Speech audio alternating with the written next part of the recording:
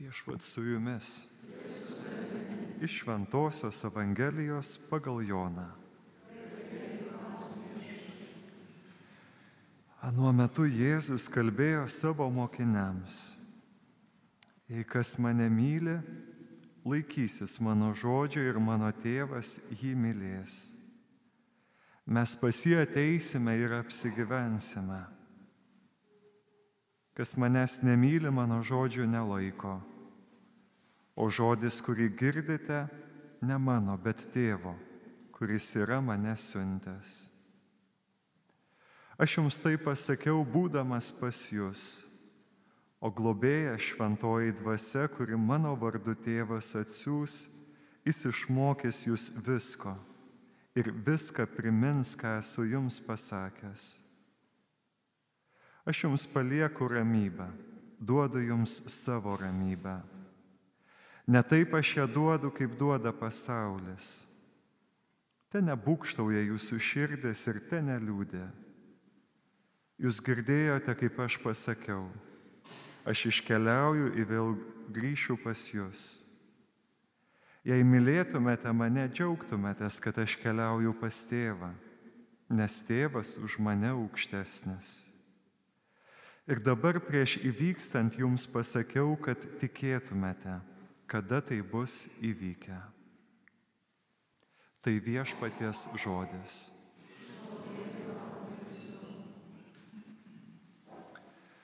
Atsisėskime.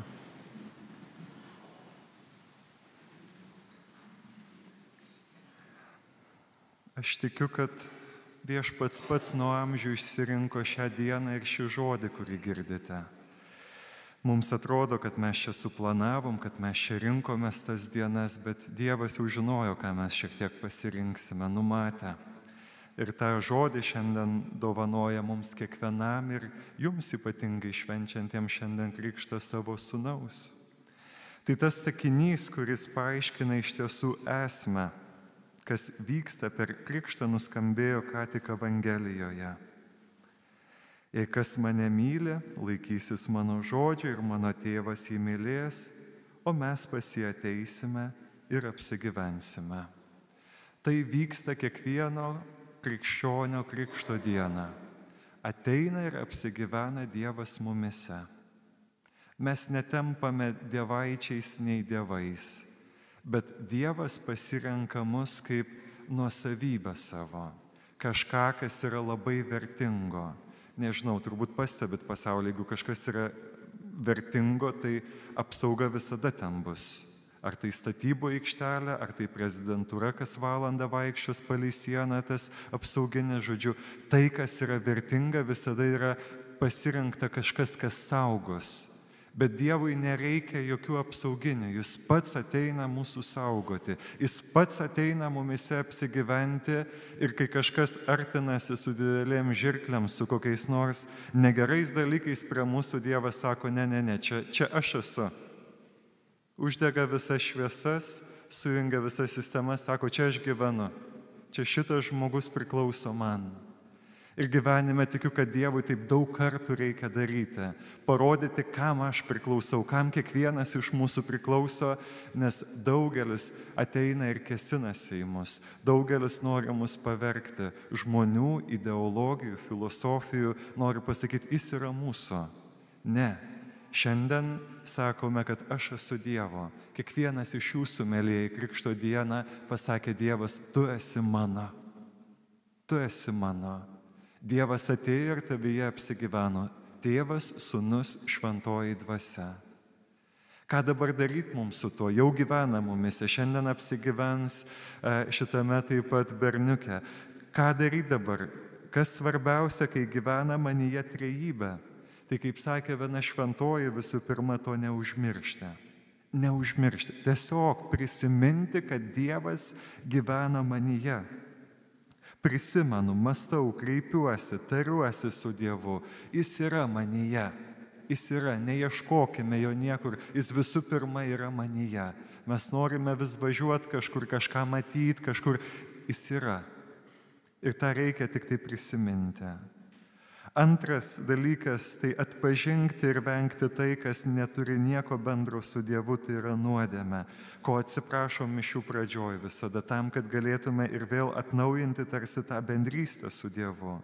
Tai veiksmas, žodis, laikysena, kurie nesutampa, yra priešingi su Dievo žodžiu ir Evangelija.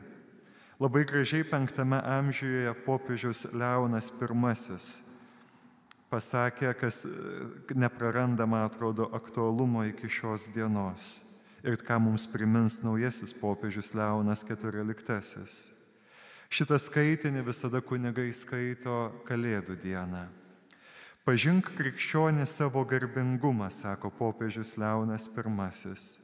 Ir tapęs dieviškos prigimties dalininku, nebeįpulk į nedorą elgesį ir buvusiąją menkystę. Prisimink, kas tavo galva ir kieno kūno narys esi.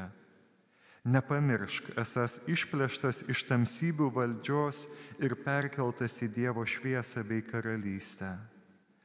Krikšto sakramentu tapai šventosios dvasios šventovę. Todėl nedorais poelgiais neversk jos pasitraukti. Nepradėk vėl vergauti šėtonui, nes buvai atpirktas Kristaus krauju.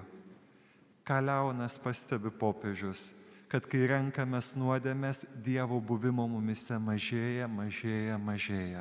Dievas to labai nenori, bet mes išstumėm Dievą. Sakom, čia ne tavo reikalas, čia ne tavo reikalas, čia ne tavo reikalas.